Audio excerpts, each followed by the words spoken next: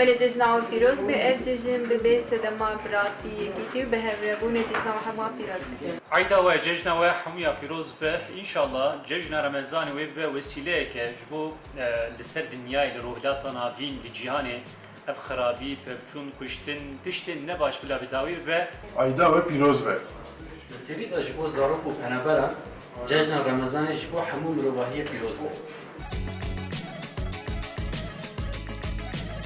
Güle cejin, kev paşi derbas be, cejnavay piroz be.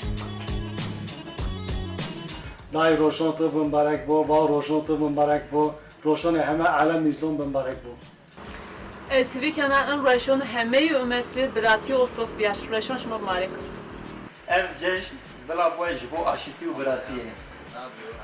Cejnava pîroz be.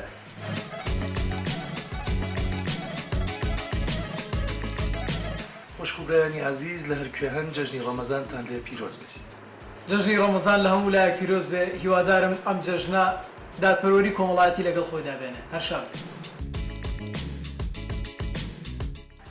جژنا رمضانی دناو آرامی و بطعما شکر درباس بده از جژنا و همویان پیروز دکم Ayda و jejna و pîroz bi bemberek bi serxereb inşallah her daim şad û baxtewar bin.